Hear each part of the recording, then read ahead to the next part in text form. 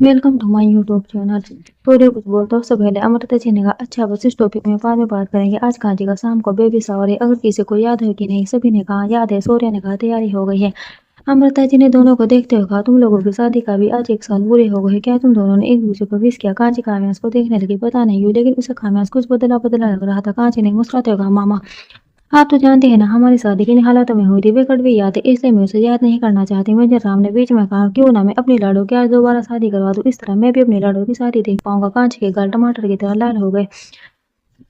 काव्यांश के चेहरे पर कोई खुशी नहीं थी। वे किसी सोच में डूबा हुआ था कि तभी पीछे से सूर्य ने काव्यांश के शोल्डर पर हाथ रखते हुए कहा क्या सोच रहे हो? मैं तुझे कई दिनों से नोटिस कर रहा हूँ। तुम कुछ अजीब सा बिहेव कर रहे हो। कुछ हुआ है क्या ऑफिस में? काव्यांश ने एटीट्यूड से आवाज में कहा तुम तो जानते हो ना काव्यांश रघुवंशी की जिंदगी में उसकी मर्जी के सिवा कुछ नहीं होता। कांची को काव्यांश की बातें बिल्कुल भी पसंद नहीं। उसे काव्यांश की बातें कुछ अजीब लग रही थी। ऐसा लग रहा था जैसे वह पहले वाला काव्यांश हो। आज उसे पहले दिन वाला काव्यांश दिख रहा था। कांची ने अपनी आंखें बंद करते हुए गहरी सांस लेते हुए खुद से कहा वे सिर्फ मेरा वहम है और कुछ भी नहीं। मुंबई के कैफे आना कहवा कैफे में बैठी थी तभी एक हैंडसम सा लड़का चलकर आन्या के पास आकर आन्या से कहा हाय एनी। आन्या ने जब उस आवाज को सुना तो उसे बहुत सुकून मिला। आन्या चेयर से खड़ी होकर दौड़कर उस हैंडसम से लड़के को गले लगा लिया। उस हैंडसम से लड़के ने आन्या को कमर से पकड़कर उठा लिया। आन्या ने अपने हाथों को उस हैंडसम से लड़के के गले में चारों तरफ लिपट कर सिसकते हुए आई एम सॉरी वे मुझे माफ कर दो। मैं तुमसे अपना बैकग्राउंड छुपाना नहीं चाहती थी पर डरती थी अगर तुम मेरे डैड का सच जानोगे तो मुझे छोड़कर चले जाओगी। और वही हुआ। तुमने मुझे छोड़ दिया पर मुझे पूरे 3 महीनों बाद मिल रही है। उसी दिन भी मिलने को कहा और फिर जब मैं तैयार हो गई तो तुम मुझे मना कर दिया। फिर आन्या आन्या को अलग होकर आन्या से कहा पागल लड़की। उस दिन मुझे अचानक लंदन जाना पड़ा। दादू की तबीयत खराब हो गई थी इसलिए मैं नहीं आ पाया। और तुम्हें मना कर दिया। लंदन से वापस आते ही मैं तुरंत तुम्हारे पास आया हूँ। मुझे माफ कर दो आने। मैं तुम्हें किसी अपने से मिलाना चाहता हूँ जिससे मैं खुद पहली बार मिलूंगा। मेरे साथ चलोगी? आन्या ने हाँ में गर्दन हिला दी। जी हाँ ये लड़का कोई और नहीं बल्कि विराज है क्यारा का भाई। विराज और आन्या ने साथ में कॉफी पी और फिर फिर कैफे से निकलकर चले गए यूनिवर्सिटी क्लासमेट। इन बीते महीनों में क्यारा और मनन उस दिन के बाद कभी एक दूसरे से नहीं लड़े लेकिन आज भी क्यारा मनन से दूर रहती थी। उसकी सोच आज भी मर्द और प्यार के लिए नहीं बदली थी। क्यारा क्लास में बैठी थी। आज प्रोफेसर नहीं आया तो वे फोन यूज कर रही थी तभी उसके फोन पर मैसेज आया क्या कर रही हो स्वीटहार्ट। उस मैसेज को रीड कर क्यारा की भवें से उड़ गई। उसने टाइपिंग किया कौन? दोबारा मैसेज आया तुम्हारा आशिक प्लस दुश्मन। क्यारा मैसेज को रीड करते हुए कहा कुछ नया बोलते तो समझ जाता है। ये बहुत ही घिसा पिटा डायलॉग। अगर मुझे इसके लड़ाना है तो सामने आकर दिखाओ तो मैं जानू तुम सच्चे आशिक प्लस दुश्मन हो। इंतजार करो बेबी बहुत जल्दी सामने आऊंगा लेकिन एक बात की गारंटी देता हूँ जब सामने आऊंगा तुम्हारी धड़कनें रोक दूंगा। फिर मत कहना बताया नहीं। क्यारा ने टाइपिंग किया इंतजार रहेगा जब आया तो अपनी मनहूस शक्ल भी दिखा देना। जरूर दिखाऊंगा क्योंकि मेरी शक्ल तुम्हारी बंद आती आंखों का आखिरी चेहरा होगा। क्यारा ने बिना कोई रिप्लाई दिया फोन को बैग में रख दिया। उसे प्रिंसिपल ऑफिस जाना था कुछ तो उसने अपना बैग उठाया क्लासरूम से निकलकर ऑफिस की तरफ चली गई। प्रिंसिपल ऑफिस क्यारा केबिन में खड़ी थी तभी मनन भी केबिन में आया। क्यारा ने मनन की कोलोन्स रही उसे पहचान लिया था इसलिए अपनी नजर उठाकर मनन की तरफ देखा तक नहीं। मनन को लगा क्यारा उसे नजरअंदाज कर दी। उसे क्यारा का उसे एक बार फिर ना देखना बहुत बुरा लगा। क्यारा ने अपने लिप एक्सप्रेशन देते हुए कहा थैंक यू यार एप्लीकेशन सर ने थैंक यू प्रिंसिपल सर ने मुस्कुराते हुए कहा हैप्पी जर्नी। क्यारा मुस्कुराते हुए केबिन से बाहर चले गई। क्यारा कॉरिडोर से गुजर रही थी कि मैंने क्यारा की कलाई पकड़ खींचते हुए क्यारा वो अपने केबिन में लाकर क्यारा को दीवार से सटाकर क्यारा से पूछा तुम मुझे इग्नोर कर रही हो जाना। मनन और क्यारा इस वक्त बहुत करीब थे। दोनों की धड़कन एक ही स्पीड में बीट कर रही थी। क्यारा बार बार अपनी बड़ी बड़ी पलकें झपका रही थी। उसे मनन का टच करना उसके इतने करीब आना बुरा नहीं लग रहा था। क्यारा ने मनन की नजर से बचते हुए कहा ये क्या कर रही है वो प्रोफेसर को? ये क्या कर रही हो प्रोफेसर? कोई देख लेगा तो स्कैलेंडर बन जाएगा। प्लीज ऐसा मत करे। मनन ने दांत पीसते हुए कहा जाना मुझे लोगों से नहीं तुमसे फर्क पड़ता है। मैंने तुमसे कुछ पूछा तो तुम मुझे इग्नोर क्यों कर रहे हो? क्यारा ने जमीन को घूरते हुए कहा मैं आपको इग्नोर करने वाली हूँ कौन होती हूँ? प्रोफेसर मनन ने अपनी 2 उंगलियों से क्यारा की चेन को पकड़कर क्यारा के चेहरे को उठाकर अपने चेहरे के बिल्कुल सामने करते हुए जाना तुम्हें मुझसे प्यार हो गया है। क्यारा की आंखें भर आई। वो जिस एहसास से भाग रही थी आज उसके एहसासों को मनन ने प्यार का नाम दे ही दिया था। क्यारा अपने दूसरे हाथ से मनन के हाथ को हटाकर अपना चेहरा फेरते हुए कहा नहीं मैं आपसे प्यार नहीं करती प्रोफेसर आपको गलतफहमी हो रही है। मनन क्यारा के एक्सप्रेशन बॉडी लैंग्वेज से समझ गया कि आज पहली बार उसके करीब से उसकी जाना से हम कर रही है। मनन क्यारा के और करीब जाकर क्यारा के ठंडे पड़ रहे चेहरे पर हाथ क्यारा के ऊपर हल्का से झुकते हुए कहा जाना अगर तुम्हें मुझसे प्यार नहीं है तो मेरे करीब आने पर तुम पहली बार इस तरह साइवन क्यों कर रही हो? क्यारा इधर उधर देख रही थी। वे चाहकर भी अपनी हार्ट बीट और थोड़ी सी को रोक नहीं पा रही थी। आज पहली बार उसे सच में एक अजीब सा एहसास महसूस हुआ था। उसे अपने पेट में गुदगुदी सी महसूस हो रही थी। क्यारा को परेशान करने में मनन को बड़ा मजा आ रहा था। मनन ने क्यारा के और करीब मनन क्यारा के और करीब आ गया जिससे दोनों के बीच अब हवा को झांकने का भी फैसला नहीं बचा। क्यारा ने आंखें बंद कर ली। मनन की नजदीक किया उसे बेचैन कर रही थी। उसकी हार्ट बीट एक अलग ही लय में बीट कर रही थी। मनन को क्यारा की हार्ट बीट अपने कानों में सुनाई दे रही थी। मनन ने अपने हाथों से क्यारा के रबर बैंड को निकाल दिया जिससे उसके बाल खुल गए। वे खुले बालों में वो खुले बालों में और भी खूबसूरत लग रही थी। उसने आज ब्लू टॉप और ब्लू जींस पहनी थी। मनन अपनी उंगलियों को क्यारा के गाल पर फेरने लगा तो क्यारा ने धीरे से कहा, ये क्या कर रही हो प्रोफेसर? मनन ने क्यारा के सवालों को इग्नोर करते हुए क्यारा से पूछा, जाना मुझे छोड़कर कहाँ जा रही हो? तुम्हारी नाराजगी बर्दाश्त है लेकिन तुम्हारी दूरी बर्दाश्त नहीं। क्या मेरे मरने पर तुम मेरा प्यार एक्सेप्ट करोगे? क्यारा के एक आंसू टूटकर उसके गालों पर आ गए। क्यारा ने के आंसू को देख मनन क्यारा से एक झटके से दूर होगा। क्यारा बिना कुछ कहे केबिन से बाहर चली गई। मनन तो शौक था कि उसकी जान रोने क्यों लगी। सनल पैलेस को बहुत ही खूबसूरत सजाया गया था। चारों तरफ पिंक एंड ब्लू बलून लगाए गए थे। जगह जगह बेबी बॉय और बेबी गर्ल के कार्टून रखे गए थे। बटरफ्लाई के झामर लगाए गए थे। सैनल प्लेस के लिविंग एरिया में छोटा सा स्टेज बना था जिस पर दो चेयर रखे थे क्वीन एंड किंग करके। उसके पीछे पिंक एंड ब्लू कलर के बैलून से उसे हॉट बनाया गया था। हॉट के बीच में गर्ल एंड बॉय लिखा था। स्टेज पर 4 क्यूब क्रिस्टल कलर के ने रखे थे जिस पर बेबी लिखा था। एक गमले के ऊपर एक पी था तो दूसरे पर इसी तरह दोनों के ऊपर बी आई लिखा था। सैनल प्लेस का लिविंग एरिया इस वक्त दिखने में बहुत खूबसूरत लग रहा था। इतना खूबसूरत लग रहा था कि जो देखता बस देखता रह जाता। सभी लोग अपने अपने रूम में रेडी हो रहे थे। कांची आईने के सामने खड़ी खुद को आईने में देख रही थी। कांची ने पिंक कलर का गाउन पहना था। उसने पिंक रोजेस की ज्वेलरी पहनी थी। उसके सिर पर एक प्यारा सा टियारा पहनाया गया था। वह आज आसमान से आई बेबी डोल लग रही थी। वो आईने के सामने खड़ी ही देखी उसे अपने पेट पर किसी की पकड़ महसूस हुई। उसने आईने में नजर उठाकर देखा तो काव्यास ब्लू फॉर्मल ड्रेस पहने कांची को देख रहा था। कांची ने काव्यास को देखते हुए कहा, क्या बात है मिस्टर हबी, आज आपको मुझ पर बड़ा प्यार आ रहा है। काव्यास ने आईने में देखते हुए कहा, जब हम किसी से दूर हो जाते हैं तो हमें ऐसे ही अपने पार्टनर से प्यार आता है। कांची हैरानी से काव्यास को देखने लगी। उसे समझ नहीं आया कि काव्यास कहना क्या चाहता है। कांची काव्यास की तरफ पलटकर काव्यास से पूछा, क्या हुआ आपको? आप ऐसे क्यों बोल रहे हैं? मैं आपको काफी दिन से देख रही हूँ। ऐसी अजीब अजीब अजीब बातें कर रहे हैं। ऐसे अजीब अजीब बातें कर रहे हैं। काव्यास ने कांची के चेहरे को हाथ में लेते हुए कांची के होठों को चूमते होगा, ऐसे ही मजाक कर रहा था। तुम तो सीरियस हो जाते हो जानम। कांची काव्यास के चेस्ट पर मुंह मारते होगा, ये कैसा मजाक है काव्यास? आपका मजाक एक दिन मेरी जान ही ले लेगा। काव्यास ने कांची की नीली आंखों को देखते होगा, इरादा तो यही है। कांची काव्यास को घूरने लगी। काव्यास ने कांची से कहा, घूरो मत, सच कह रहा हूँ लेकिन मेरा नहीं तुम्हारा। इतनी खूबसूरत दिखोगी तो बेबी शावर की जगह गोल्डन नाइट होने लगेगी। कशिश हल्का कांची हल्का सा काव्यास को मारते होगा। बेशर्म काव्यास ने कांची को पीछे से अपनी बाहों में भर लिया क्योंकि वे सामने से कांची को गले नहीं लगा पाता था क्योंकि उनके करीब अब कोई तीसरा चौथा था। सैनिल प्लेस लिविंग एरिया सभी लोग आ गए। इस बेबी शावर का ड्रेस कोड ब्लू और पिंक था। बॉयज ने ब्लू तो सारी गर्ल्स ने पिंक ड्रेस पहनी थी। विराज ब्लू फॉर्मल सूट पहने बालों को जेल से सेट किए हुए अपने लेफ्ट और राइट हैंड में 2 लड़कियों का हाथ थामे अंदर आ रहा था। सभी लोग उन्हें देख रहे थे। वह तीनों किसी सेलिब्रिटी की तरह लग रहे थे। एक तरफ आने थे दूसरी तरफ कह रहे थे। क्यारा ने आज पहली बार लड़कों वाली ड्रेस पहनी थी। पिंक हाफ शोल्डर गाउन में बॉल लग रही थी। ये तो वहीं आने ने पिंक कलर की नेट की साड़ी पहनी थी। वे दोनों ही कह ढा रही थी। उस लिविंग एरिया में मौजूद हर किसी को विराज से जलन हो रही थी क्योंकि किसी के पास एक नहीं थी और वो दो लेकर घूम रहा था। मनन ने जब अपनी बहन और अपनी जाना को एक लड़के के साथ देखा तो उसके भौं सिकुड़ गई। उसके माथे पर सिकन आ गई। सौर्य भी अपनी छोटी सी बहन को आज किसी लड़के के साथ देख हैरान था। आन्या को जब अपने ऊपर किसी की नजरों की तपिश महसूस हुई तो उसने अब उसी तरफ देखा तो अपने दोनों भाइयों को खुद को घूरते देख उसने विराज के शोल्डर को कसकर पकड़ लिया। विराज ने आन्या को देखा फिर उस तरफ देखा जब जिस तरफ उसकी एनी देख रही थी। अपने दोनों सालों को देख उसके होठों पर मुस्कुराहट आ गई। उसने एनी के हाथ को कसकर पकड़ते हुए अपनी पलकें झपका दी। सौर्य वाइन पी रहा था कि उसकी नजर अचानक अपनी बीवी पर यानी निधि पर पड़ी। निधि पिंक स्लीवलेस घुटने तक आधी ड्रेस पहनी थी। उस ड्रेस में काफी अट्रैक्टिव और गॉर्जियस लग रही थी। वो एक टीनेज गर्ल लग रही थी। कुछ लड़के बिना पलके झपकाए निधि को देख रहे थे। ये देख सौर्य ये पकड़ गिलास पर कस गई। अगर अब थोड़ा और जोर देता तो ग्लास टूट जाती। मेजर राव ने ब्लू फॉर्मल ड्रेस पहना था। अमृता जी ने पिंक फ्रॉक पहने थे। ये सभी आज एक से बढ़कर एक लग रहे थे। उस पार्टी में 2 मेंबर ऐसे आए थे जो इस रंग बिरंगी पार्टी को बेरंग कर देंगे। अचानक लिविंग एरिया की सारी लाइट ऑफ हो गई और एक व्हाइट लाइट कांची पर पड़ी। कांची उस व्हाइट लाइट पे किसी कोहिनूर हीरे की तरह चमक रही थी। सभी लोग कांची को देखते रह गए। कांची की खूबसूरती वाकई इस दुनिया की आखिरी खूबसूरती थी। ऊपर वाले ने उसे बड़ी फुर्सत से बनाया था। उसकी खूबसूरती ऐसी थी कि मर्द अगर एक बार उसे देख ले तो बार बार देखने की ख्वाहिश करे। वहां मौजूद कुछ लड़कियों को कांची की खूबसूरती से जलन हो रही थी। कांची इतनी खूबसूरत थी कि उसे लफ्जों में बयान कर पाना मुश्किल था। शायद ऊपर वाले ने जिस तरह उसे दर्द बेहिसाब दिया था उसी तरह खूबसूरती भी बेहिसाब दी थी। काव्या से कांची के हाथ को पकड़ते हुए उसके बैग को अपने चेस्ट से लगाते हुए अपने दोनों हाथों में कांची के हाथ को लेकर उंगलियों को फंसाते हुए धीरे धीरे डांस करने लगा। कांची डांस कर ही रही थी। उसे अपने पेट में हल्का सा दर्द महसूस हुआ। अचानक उसकी आंखों के सामने अंधारा छाया तो उसने कसकर काव्या का हाथ पकड़ लिया। कांची ने काव्या के हाथ को पकड़ते हुए कहा, क्या हुआ, तुम ठीक तो हो ना? कांची ने मुस्कुराते हुए कहा, हाँ मैं ठीक हूँ, थोड़ी देर बैठना है। कांची स्टेज पर बैठी तो अपने हाथों को देखा। उसकी मेहंदी उसके दूध जैसे हाथों पर चमक रही थी। कांची अपनी खुशियों को देख डर रही थी। उसे डर था कि कहीं उसकी खुशियां बिखर ना जाए। अमृता जी और मेजर राम ने मिलकर कांची की गोद भराई की रस्म की और उसके फोरहेड को चूमते हुआ मेरी लाडो को किसी की नजर ना लगी। इतना कहकर वे स्टेज से उतरकर नीचे आ गए। मेजर राम अपने फ्रेंड से बात कर ही रहे थे कि मिस्टर राजपूत और विराज को देख वे शॉक्ड हो गई। उनकी आंखें हैरानी से फैल गई। उन्हें यकीन नहीं हो रहा था कि वे जो देख रहे हैं वो सच है या सिर्फ उनका वहम। मनन अपनी जान से प्यारी दोस्तों को देखकर काफी खुश था। वे कांची के पास जाकर अपने घुटने पर बैठते हुए कांची के हाथ को पकड़कर कांची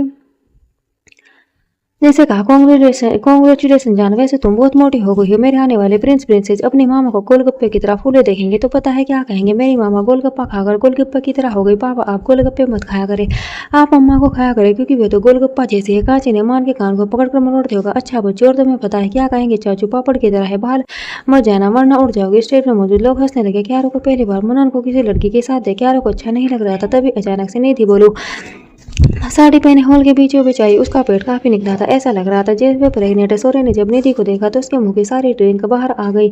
उसने खुद से कहा, ये कब प्रेग्नेंट हो गई। वे भी 9 मंथ की निधि अपने एक हाथ अपने पेट पर रखे, एक हाथ अपने कमर पर रख मटकाते हुए चलते हुए सोरे के पास आते हुए सोरे के हाथ को पकड़ कर सोरे को खींचते हुए अपने हॉल के बीच लाकर खड़ा कर दिया। सोरे तो सोखड़ था। आने कह रहा ये सब देख काफी एंजॉय कर रही थी। उन्होंने आज से पहले ऐसा फंक्शन नहीं देखा था। निधि ने डांस करना स्टार्ट किया तो सॉन्ग प्ले हुआ। निधि बिल्कुल नहीं साफ बहादुर की तरह डांस कर रही थी। उसका डांस सभी काफी एंजॉय कर रहे थे। लिविंग इन सोया गुस्से से लाल पीला हो रहा था क्योंकि उसकी बीवी उसे सिर्फ अपने चारों तरफ घुमा रही थी। मिनल जी अपने बेटे को खुश देख ने काफी खुश थी। कांची होठों पर प्यारी कांची के होठों पर प्यारी से मुस्कुराहट थी। विराज कांची की मुस्कुराहट देख उसके मुस्कुराहट की दुआ करने लगा। मैं जब से यहाँ आया था बस कांची को देखे जा रहा था। क्यारा अपने रोल मॉडल को दोबारा से देख काफी खुश थी। कांची की मुस्कुराहट से सबके होठों पर मुस्कुराहट थी। कांची ने कहा, मैं ने के हाथ कसकर पकड़कर कामयास कहा, थैंक यू कामयास को। कांची की मुस्कुराहट थैंक यू कामयास को कांची की मुस्कुराहट बेचैन कर रही थी। कांची ने आंखों में आंसू लिए प्यार से धीरे से कहा, आई लव यू। कांची ने पहली बार अपने प्यार का इजहार किया। कामयास मुस्कुराने लगा, उसके डिंपल शो होने लगे। कांची ने कामयास के डिंपल पर हाथ रखते हुए कहा, मुझे कभी छोड़कर मत जाएगा। मैं हमारे बच्चों के साथ आपके साथ एक छोटी हैप्पी फैमिली की लाइफ जीना चाहती हूँ। मैं चाहती हूँ हमारे प्यार की शुरुआत भले कड़वी यादों से हुई हो लेकिन इसकी एंडिंग हैप्पी एंडिंग हो। कामयास ने कांची के फोरहेड पर अपने लब रख दिया। विराज कांची को मुस्कुराते देखकर मुस्कुरा रहा था। वे चलते हुए कांची के पास आया। एक अनजान चेहरा देख कर कांची हैरान हुई। विराज कांची के सामने घुटने पर बैठ गया। सभी लोग ये नजर आते सोचते थे। कोई भी नहीं जानता था कि ये लड़का कौन है और वह कांची के सामने ऐसे क्यों बैठा है। कांची हैरान थी और जैसे ही खड़े होने की हुई विराज कांची के हाथ को पकड़कर कांची से कहा, बैठी रहो गुड़िया, मैं जानता हूँ तुम मुझे नहीं जानती। मैं भी अब तक तुम्हें नहीं जानता था लेकिन आज जब तुम्हें देखा तो सच में यकीन हुआ कि तुम मेरी ही बहन हो। कांची सोकड़ हो गई, उसकी आंखें हैरानी से फैल गई। कामयास भी सोकड़ हो गया। कांची ने हैरानी से विराज को देखते हुए कहा, ये क्या मजाक है। ये मजाक है तो बहुत ही घटिया मजाक है। ऐसे मजाक कौन करता है, ये किसकी चाल है। मेजर राम स्टेज पर आ गए। उन्होंने कांची के सिर पर हाथ रखते हुए कहा, लाडो ये कोई मजाक नहीं है, सच है। विराज बड़े भाई है विराज राजपूत। कांची ने अपने पापा से सवाल नजर से देखते हुए आप ये क्या कह रहे हैं डैड, आप जानते हैं अभी है आप क्या कह रहे हैं। आप एक अनजान लड़के को मेरा भाई कह रहे हैं। मैं तो अकेली थी ना, और अगर मेरा भाई है तो इसके सरनेम के पीछे राजपूत क्यों लगा है। हम तो अग्रवाल है ना। मेजर आप अपने बेटे के चेहरे को अपने हाथों में लेते होगा। हम राजपूत है लाडो में और आपके मामा एक दूसरे से बहुत प्यार करते थे। हम दोनों की शादी हुई, हम सब बहुत खुश रहते थे लेकिन मैं एक सोल्जर था। मेरी पोस्टिंग हर 6 महीने में इधर उधर शहर में होती रहती थी। जब मेरी पोस्टिंग मसूरी हुई तो कोशिश भी मेरे साथ मसूरी आना चाहती थी। तब विराज 3 साल का था। मॉम डैड ने ये फैसला सुना दिया था कि मैं सिर्फ अकेला मसूरी जाऊंगा। कशिश और विराज उनके साथ रहेंगे लेकिन मैं और कशिश दोनों एक दूसरे से अलग नहीं होना चाहते थे। कशिश ने मेरे साथ चलने का फैसला किया था। मैंने मॉम से बात की तो मॉम डैड मुझसे नाराज हो गए। इस बात पर हमारी बहुत बहस हुई। मैंने बहुत कोशिश की मॉम को समझाने की, डैड को मनाने की, पर दोनों ही नहीं माने।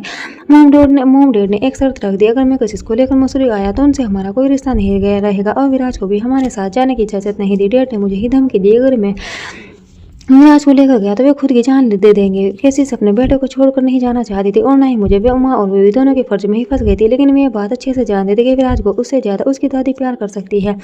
मैं विराज का पूरा ख्याल रखेगी और अगर वे यहाँ रुक गई तो मैं अकेला रह जाऊंगा। मेरा कोई ख्याल रखने वाला नहीं होगा। इसलिए हमने मिलकर अपनी जिंदगी का सबसे डिफिकल्ट फैसला लिया। हमने विराज को मॉम डैड के साथ छोड़ दिया। मैं और कशिश दोनों साथ में मसूरी आ गए। हम विराज के बिना खुश नहीं था लेकिन फिर एक दिन हमें पता चला कि तुम्हारी मॉम प्रेग्नेंट है। मैंने मसूरी आते ही अपनी पहचान बदल दी थी। मैं राजपूत से अग्रवाल बन गया था। तुम्हारे आने की खुशी में हम खुश रहने लगे थे। गुजरते वक्त के साथ मेरी पोस्टिंग की जगह बदलती जाती थी। तुम बड़ी हो रही थी, उसके बाद से तुम सब जानती हो। कांची हैरान थी। एक बार फिर वक्त ने उसके मुंह पर तमाचा मारा था। विराज ने कांची के हाथ को कसकर पकड़ते हुए कहा, मुझे माफ कर देना गुड़िया, जब मुझे तुम्हारी हिफाजत करनी चाहिए। तब मैं लंदन में बैठा आराम कर रहा था। तुम्हारे साथ क्या नहीं हुआ। मैं तुम्हारी मम्मा को बचा नहीं मैं हमारी मम्मा को बचा नहीं पाया। कांची की आंखों से आंसू गिर रहे थे। उसकी जिंदगी वाकई में एक मजाक बन चुकी थी। कितने राज थे उसकी जिंदगी में। विराज ने कांची को गले लगा लिया। कांची स्टेज की तरह बैठी रही। उसे समझ में नहीं आ रहा था कि वे कैसा रिएक्ट करे। इस बात से खुश हो कि उसका एक भाई है, यह इस बात से दुखी कि आज तक ये जिन रिश्तों के लिए तरस रही थी वे होते हुए भी उससे दूर थे। कियारा ने दौड़ते हुए कांची के पास आकर कहा, आप मेरी दी है। Wow, amazing. सोचा नहीं था जिस लड़की को मैं इतना पसंद करती हूँ मेरी दी निकलेगी। इतना कि अगर कियारा ने भी कांची को कसकर गले लगा लिया। कांची एक बार फिर हैरान हुई।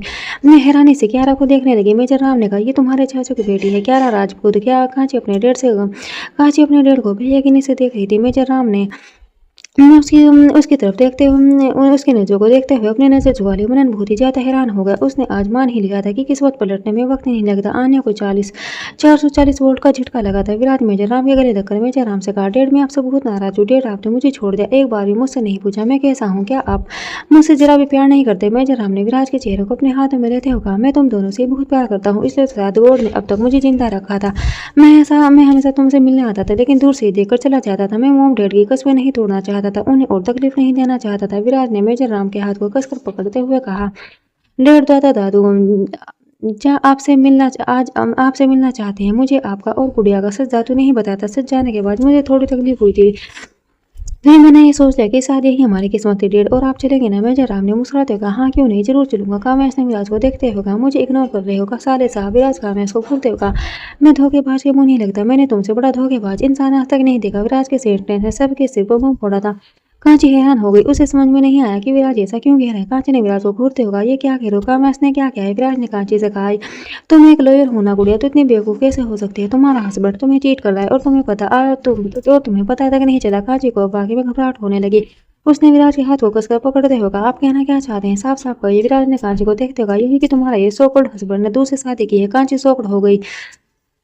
उसे ऐसा लगा कि जैसे किसी ने उसके पैरों तले जमीन खींच ली। वह लड़खड़ा गई। कियारा ने जल्दी से कांची को पकड़ लिया। कांची हैरानी से कभी विराज को देखती तो कभी कामेश को। कामेश ने बड़ी बेशर्मी के साथ कहा, तो तुम्हें सच पता चल गया है साले साहब। अच्छी बात है, वैसे भी मैं बताने ही वाला था। मैं भी थक गया हुए नाटक कर करके। कामेश के टोन से सभी दंग रह गई। अमृता जी को तो यकीन ही नहीं हो रहा था। कामेश बोल क्या रहा है। कामेश जी ने कामेश को देखते हुए कहा, आप कहना क्या चाहते हैं कामेश, कैसा नाटक। कामेश ने चेयर पर बैठते हुए अपने पैरों को क्रॉस करके कहा, हमारे तुम्हारे साथ अच्छा बनने का नाटक। यार जाना तुम बहुत बोरिंग हो। मैं इतनी बोरिंग वाइफ बिल्कुल भी बर्दाश्त नहीं कर सकता। कांची को अपने अंदर कुछ टूटता हुआ महसूस हो रहा था। कांची की आंखें भर आई। सॉरी मुनन थी। अमृता जी, मेजर राम सभी सौड़ हो गई। कांची ने कामेश के पास आकर कामेश के हाथ को पकड़ते हुए कामेश से कहा, आप मजाक कर रहे हैं ना। आप फिर से मुझसे मजाक कर रहे हैं ना। कामेश का ये सब झूठे। कामेश ने कांची के हाथ को झटकते हुए, अरे हटो जानम, झूठ मैंने कोई झूठ नहीं बोला। तुम्हें पता है मैंने तुम्हें पहली बार विक्रम ओबराय की पार्टी में देखा तो तुम सब ही से मेरे दिमाग में चढ़ी थी। तुम मेरी सनक बन चुकी थी। मैं तुम्हें बस हासिल करना चाहता था। मैं ऐसा ही था हमेशा से। जो चीज़ मुझे पसंद आ जाती है मैं उसे हासिल कर लेता था। पहले तुम्हारी इन आंखों ने मुझ पर जादू किया जब तुम डांस करते हुए मुझ पर लहरा रही थी। फिर जब तुम वेस्टर्न ड्रेस में विक्रम को सबके सामने एक्सपोज किया तो मुझे तुम पर प्यार आ गया। तुम मेरी आखिरी सनक बन गई। मैं तुम्हें हर हाल में हासिल करना चाहता था। तुम्हारे बारे में पता करने पर पता चला कि तुम वही लड़की हो जिसकी जमीन को मैं पिछले 1 साल से हासिल करने की कोशिश कर रहा हूँ। उसके बाद फिर मुझे पता चला कि तुम वही लड़की हो जिसे मैं ढूंढ भी रहा हूँ। तुम तो अकेली थी लेकिन मेरा तीनों मकसद तुमसे जाकर मिले थे। मैंने सोचा मैं तुम्हें आराम से हासिल कर लूंगा, लेकिन जब तुमसे मिला तो मुझे बाकी लड़कियों से अलग लगी। तुम पर काबू पाने की कोशिश करता रहा लेकिन तुमने मुझे जेल भेज दिया और यही तुमसे गलती हो गई। मैंने पहले तुम्हें सिर्फ हासिल करना चाहता लेकिन जेल जाने के बाद मैंने तुम्हें तोड़ने की कसम खा ली थी। मैंने तुमसे जबरदस्ती शादी की ताकि तुम्हें हासिल कर सकूं, तुम्हारी कड़ को तोड़ सकूं और अपना बदला पूरा कर सकूं। लेकिन मुझे पता चला मेरे माँ बाप ने ही मुझे झूठ बोला था। तुम पर थोड़ा तरस आया लेकिन तुम्हारी अगर देख तुम्हारी मेरी सारी हमदर्दी खत्म हो गई। मैंने तुम्हें बहुत कंट्रोल करने की कोशिश की लेकिन तुम कंट्रोल नहीं हुई। जब कोई चीज़ ताकत से कंट्रोल ना हो तो प्यार से कंट्रोल करना चाहिए। मैंने ऐसा कहीं पढ़ा था, लड़कियां तो होती ही बेवकूफ, उन्हें थोड़ा सा प्यार दो तो वे पिघल जाती है। मैं तो नशे में हासिल कर ही लिया था लेकिन तुम्हें हासिल करने के बाद मेरी सनक बढ़ गई। मुझे तुम्हें हासिल करने के साथ मुझे तुमसे उस हावे की जमीन भी चाहिए थी जो 300 करोड़ ने की है। शादी के बाद मैंने उस जमीन को अपने नाम करने की कोशिश की तो इसमें कुछ क्लोज थे। उसमें ये लिखा था कि जमीन तो मेरे नाम पर ट्रांसफर हो सकती है जब हमारी शादी को 1 साल हो जाएंगे। तो मैंने सोचा तुम्हें मैंने एक बार नशे और फिर जबरदस्ती से हासिल किया है, क्यों ना तुम्हारी मर्जी से हासिल किया जाए। मैंने अपनी सना को प्यार का नाम दे दिया। मैं खुद को ऐसे दिखाने लगा जैसे तुम अपने लाइफ पार्टनर में हमने चाहती थी। और देखो पिछले कुछ महीनों में तुमने मुझे खुद अपने आप को प्यार से सौंप दिया। तुम्हारी प्रॉपर्टी भी मेरी हो गई, तुम भी मेरी हो गई। मेरा प्यार तुम कभी थी ही नहीं, सिर्फ मेरी सनक थी। और हमेशा रहोगी। तुम्हें पता है जानम, तुम एक ऐसा नशा जिसे जितना करते जाओगे उतना चढ़ता जाएगा, तुमसे कभी दिल भरता ही नहीं। कांची ने अपनी आंखें भींच ली। उसके सफेद गालों पर आंसू टूट कर बिखर गए। कांची ने एक जोरदार थप्पड़ खींच कर काव्यांश के गाल पर जड़ दिया। कांची को ऐसा लग रहा था जैसे उसकी अब सांसें रुक रही है। वह रोना चाहती थी लेकिन आज उसके आंसू भी उसका साथ नहीं दे रहे थे। तभी उसी हाल के बीचों बीच से एक आवाज आई, तुम जैसे हैवान को जीने का कोई हक नहीं है। तुम्हारी हिम्मत कैसे हुई मेरी बेटी ने को धोखा देने की। सब ने जब उस आवाज की तरफ देखा तो राणे खड़ा था।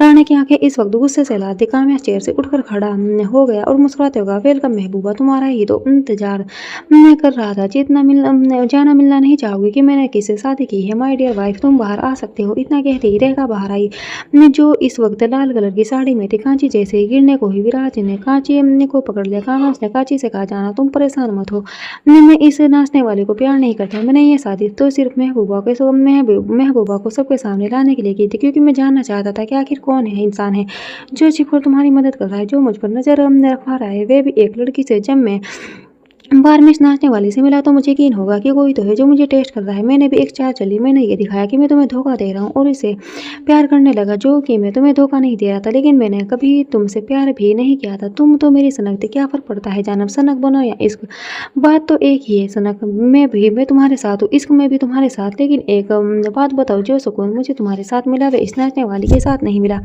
राणे के हाथ में गंदे, सभी लोग गंदे कर हैरान थे। सबसे ज्यादा तो सौर्य और मनन हैरान थे। किसी को भी अंदाजा नहीं था कि जिसे वे एक मामूली सा नौकर समझ रहे थे, असल में एक मास्टरमाइंड है।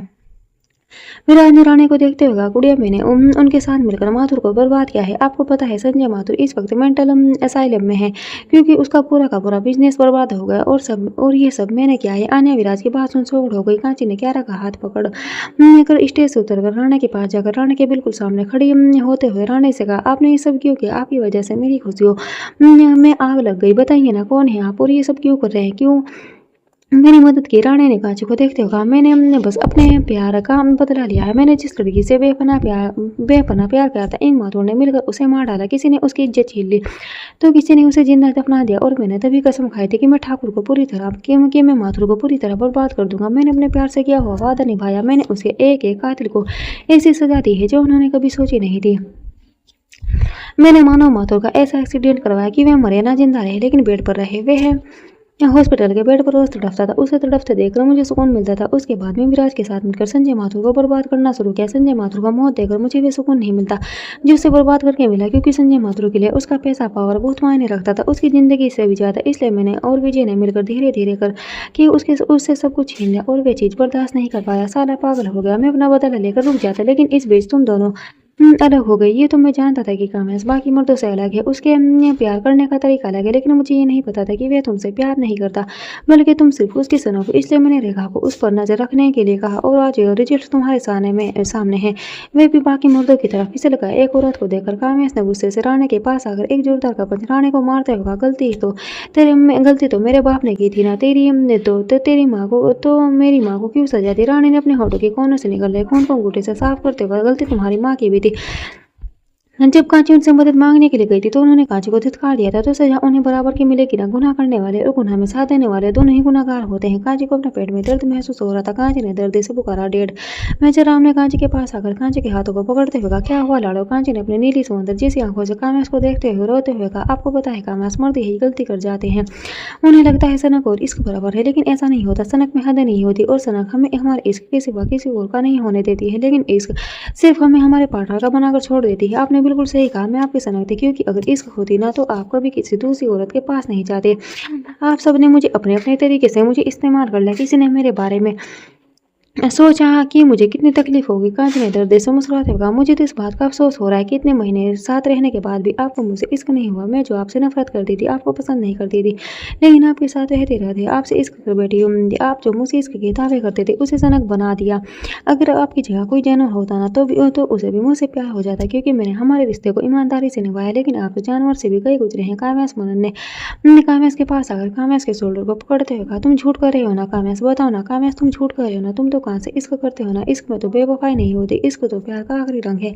तुम अपने इश्क को सनक और हासिल का नाम क्यों दे रहे हो? सौर्य ने कामयाज के पास आकर उसका कामयाज के गुरु को पकड़ते हो कहा, तुम झूठ बोल रहे हो ना कामयाज, तुम चाचू वाली गलती मत करो। किसी का दिल तोड़कर, किसी को हर्ट करके तुम भी कभी खुश नहीं रह पाओगे। कांचे को देखो, मैं प्रेग्नेंट है, उसके पेट में तुम्हारा बच्चा है, तुम ऐसा कैसे कर सकते हो? अमृता जी ने कामयाज के पास आकर एक जोरदार थप्पड़ कामयाज के गाल पर मारते हुए कहा, तुम्हें मुझे शर्म आती है, तुम मेरे बेटे हो। अमृता जी के सेंटेंस ने एक बार फिर लोगों को हैरान कर दिया। लोगों के सिर पर बम फोड़ने का काम किया था, लेकिन कामयाज के चेहरे पर कोई एक्सप्रेशन नहीं आया। मैं अपनी खाली आंखों से अमृता जी को देख रहा था। कामयाज ने एटीट्यूड से कहा, क्यों मिस अमृता अग्रवाल, आपको शर्म क्यों नहीं आ रही? आपने कभी मुझे बेटा जैसा प्यार किया, जो शर्म आ रही है? अगर मेरे बाप ने आपसे नाजायज रिश्ते बनाए थे, अगर मैं आप पर नाजायज बैठा था, तो इसमें मेरी क्या गलती? अगर मेरे बाप ने मुझे आपसे छीन लिया था, तो कम से कम मेरे बड़े होने के बाद आपको मुझे बताना तो चाहिए था ना कि मैं आपका बेटा हूँ। मैं आपसे कितनी बार मिला, पिछले कई महीनों से आप मेरे साथ भी रही, लेकिन आपने मुझे कभी नहीं बताया कि आप मेरी माँ हैं। इसलिए मैं आपको अपनी माँ नहीं मानता। मेरी एक ही माँ थी, साक्षी रघुवंशी, जो कि अब मर चुकी है। आप मेरी माँ नहीं है, आपने सिर्फ मुझे पैदा किया है, और पैदा करने से कोई किसी की माँ नहीं बन जाता। अमृता जी की आंखों में आंसू थे, उनके बेटे के दिल में कितना जहर था। कामयाज ने मनन और सूर्य को देखते हुए कहा, यार तुम लोग इतना क्यों रिएक्ट कर रहे हो? मैंने कहा क्या कि मैं जानब को छोड़ रहा हूँ? मैंने कहा क्या कि मैं अपने बच्चों को छोड़ रहा हूँ? नहीं ना, मैं जानब के साथ जैसे अब तक रहता आया हूँ हमेशा रहूंगा, क्योंकि मैंने कहा ना, जानब मेरी सनक जीत और नशा है, और हमेशा रहेगी। तुम दोनों अच्छे से जानते हो मैं अपने नशे के बिना नहीं रह सकता, तो इतना ओवर रिएक्ट क्यों कर रहे हो? नहीं करता मैं जानब से इश्क, मैं कभी जानब के लिए इश्क में जान नहीं दे सकता, मैं सिर्फ जानब का होकर नहीं रह सकता, बस इतना फर्क है, तो इसमें बुरा क्या है? मनन ने गुस्से से कामयाज के कॉलर को पकड़कर कहा, तुम्हारे अंदर समझ जरा भी बची है या उसे भी कहीं दफना दिया है? कितने बेशर्मी के साथ ये सब कह रहे हो? तुम्हें जरा भी आइडिया है तुम क्या कह रहे हो? खुद भी सुन रहे हो या तुम क्या कह रहे हो? तुम्हारे एक एक वर्ड मुझे किसी कांटे की तरह चुभ रहे हैं। तो जब मुझे इतनी तकलीफ हो रही है, तो कांचू कितनी तकलीफ हो रही होगी? मैंने सोचा था तुम बदल गए हो, लेकिन तुम पहले ही वाले हो। कामयाज हो, तुम कभी नहीं बदल सकते।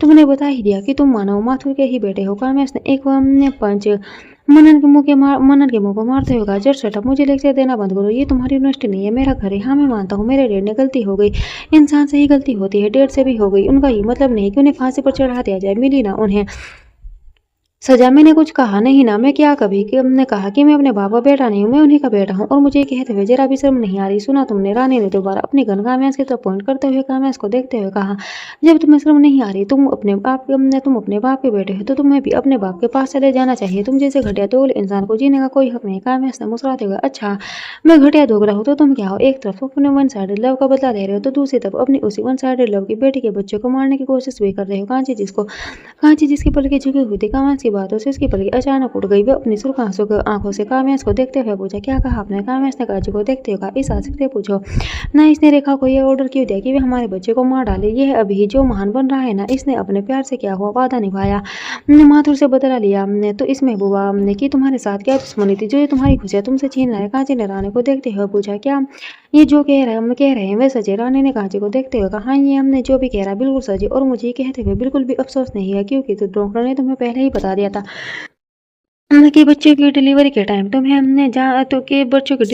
तुम्हारी जान जा सकती है। मैं कशिश को खो चुका था, उसके आखिरी निशाने को नहीं खोना चाहता था। रानी इससे आगे कुछ कहता, कांची ने गुस्से से एक जोरदार का थप्पड़ रानी की गाल पर मारते हुए कहा, आप होते कौन है मेरी जिंदगी का फैसला करने वाले? कामयाज को आप दोगला कहते हैं तो आप क्या है? आपने मोम से इसका क्या होता ना, तो उनकी बेटी को दर्द देने का सोचते भी नहीं। आपकी हिम्मत कैसे हुई मेरे बच्चों को नुकसान पहुंचाने के बारे में सोचने की? आप सभी मर्दों को इसको और सनक में कोई फर्क नहीं पता चलता गया। आप अपनी सनक को इसका नाम दे रहे हैं। इसमें कोई अपने प्यार से जुड़े हुए इंसान को तकलीफ नहीं देता है। इसको खुशियां देने का नाम है, खुशियां उजाड़ने का नाम नहीं। आप अपनी सनक को इसका नाम देकर इसको को बदनाम मत कीजिए। कांची ने अपने दोनों हाथों को जोड़ते हुए कहा, निकल जाइए यहाँ से। आप जो करना था कर चुके हैं, मेरी जिंदगी को जितनी जहन्नुम बनाना था बना चुके हैं, और अब और आप लोगों के एहसान की जरूरत नहीं है, क्योंकि मैं आप लोगों का इतना ही एहसान उठा नहीं पा रही हूँ। रानी ने कुछ बोलने की कोशिश की तो कांची ने कहा, जाइए यहाँ से प्लीज, दोबारा कभी मत आइएगा।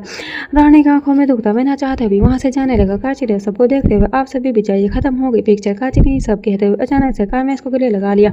सबके एक साथ चीखने लगी। वे पूरी महफिल पल भर में रंग से बेरंग हो गई। जमीन पर खून फैलने लगा। खुशियों ने अपनी आंखें मूंदी। सब कुछ एक पल में बदल गया। सभी के चेहरे का रंग उड़ गया। आज फिर इश्क ने अपना दम तोड़ दिया। 6 महीने बाद, इन गुजरे हुए 6 महीनों में सबकी जिंदगी पूरी तरह से बदल चुकी थी। 6 महीने पहले रानी ने जो गोली कामयाज को मारते हुए कोची कमरे में गोली कांच को लगी थी। कांची ने अपनी आंखें बंद करते हुए सिर्फ एक ही बात कही थी, मैंने आपसे सच्चा इश्क किया था। और आज मुझे उसकी सजा मिली है। काव्या की आंखों में आंसू थे। जब कांची को हॉस्पिटल ले जाया गया तो पता चला कि कांची के दोनों बच्चे उसकी कोख में ही मर चुके थे, क्योंकि कांची को जो दवाइयाँ दी जा रही थी, क्योंकि कांची जो दवाइयाँ ले रही थी वह दवाइयाँ रानी ने चेंज कर दी थी। लोगों को पता चला कि पिछले एक हफ्ते से कांची बेबी ग्रोथ की नहीं बल्कि बच्चे गिराने की दवा खा रही थी, जिस वजह से उसके दोनों ही बच्चे उसकी कोख में अपना दम तोड़ चुके थे। डॉक्टर ने जब ऑपरेशन करके उन बच्चों को निकाला तो कांची को दो प्यारी प्यारी बेटी थी। कांची की गोली निकाल दी गई थी। वो हॉस्पिटल बेड पर लेटी थी। वे सिर्फ लोगों की बातें सुन सकती थी, क्योंकि वो एक बार फिर कोमा में जा चुकी थी। वो बेड पर बेजान सी लेटी थी। उसकी आंखों के कोनों से आंसू गिर रहे थे। जब उसे पता चला कि उसके दोनों ही बच्चे इस दुनिया में नहीं हो तो वे पूरी तरह टूट चुकी थी। एक बार फिर सबने मिलकर उसकी सारी खुशियां छीन ली थी। वक्त धीरे धीरे गुजर रहा था। सभी लोग कांची का होश में आने का इंतजार करते, लेकिन दिन अचानक कांची की हार्ट बीट की लाइन सीधी हो गई। डॉक्टर ने कांची को चेक करने के बाद बताया कि कांची अब इस दुनिया में नहीं है। डॉक्टर की इस न्यूज से मेजर पूरी तरह से टूट चुके थे। विराज ने मेजर को संभाला। सभी को यकीन नहीं हो रहा था कि कांची अब इस दुनिया में नहीं है। जिंदगी इतनी जल्दी बदल जाएगी किसी ने सोचा तक नहीं था। हर कोई काम्या से नफरत करने लगा था। शायद काम्या सबकी नफरत करने के लायक था। डॉक्टर ने सभी को एक बार कांची को आखिरी बार देखने के लिए कहा, क्योंकि डॉक्टर का कहना था इसके बाद वे कांची को नहीं देख सकते, क्योंकि कांची की सारी फॉर्मेलिटी यहाँ से पूरी की जाएगी। काव्यास ने कहा आखिरी बार कांची को देखा तक नहीं और वे हॉस्पिटल से चला गया।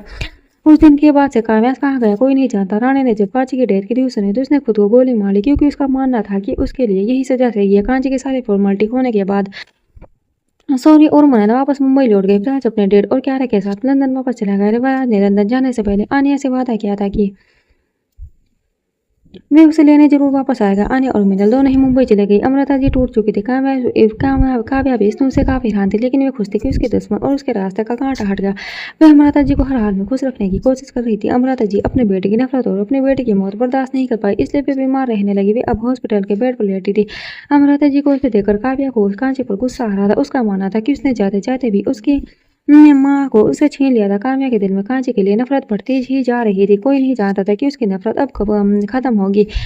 6 महीने बाद लंदन रायबंद जिला अगस्त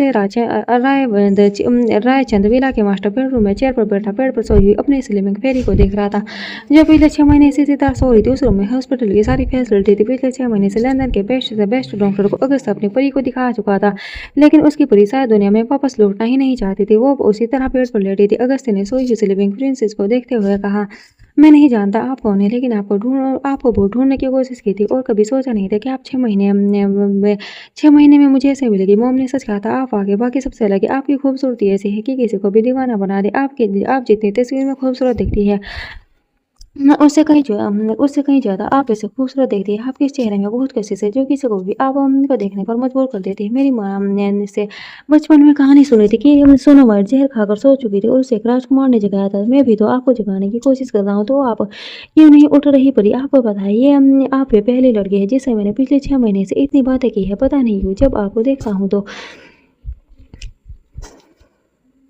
आपसे बातें करने का मन करता है। आपको पता है मेरी परी मोम जाते जाते आपको मुझे तोहफे में देकर गई है। बेड पर सोई हुई खूबसूरत सी लड़की उस लड़के की आवाज़ को अच्छे से सुन पा रही थी। उसने आज से पहले इतनी मीठी आवाज़ को कहीं नहीं सुना था। उस लड़की की आवाज़ में शायद एक अलग नशा था। उस खूबसूरत से सोई हुई लड़की ने आज से पहले इतनी नस्ली आवाज़ नहीं सुनी थी। वो मुझसे बातें कर ही रहा था कि तभी कि उसे उस मास्टर बेडरूम के डोर पर नॉक हुआ। अगस्त का मूड खराब हो गया। वह कितनी मुश्किल से अपने काम के बीच से टाइम निकालता है ताकि वह अपनी स्लीपर फेरी से बात कर सके। अगस्त इतनी लोयल था कि उसने आज तक इस परी को छुआ तक नहीं था। उसने उस परी के लिए 3 लड़के अटैक रखी थी जो उसकी परी का किसी राज्य की रानी की तरह ख्याल रखती थी। अगस्त्य ने उस रूम की लाइट को ऑफ किया और उस बेड के चारों तरफ कर्टन को खोल दिया, जिससे वे बेड के चारों तरफ व्हाइट कर्टन लहराने लगे। अगस्त्य ने एक नजर सोई हुई परी को देखा और फिर रूम से बाहर चला गया। उसने जब बाहर कदम रखा तो उसके चेहरे की नरमाहट कहीं गायब हो गई। उसके चेहरे पर सख्त एक्सप्रेशन आ गए। सामने खड़े अमन ने अपनी नजर नीचे को फेंका। मास्टर नीचे काव्या मैडम आई है। काव्या का नाम सुन अगस्त का पूरा मूड खराब हो गया।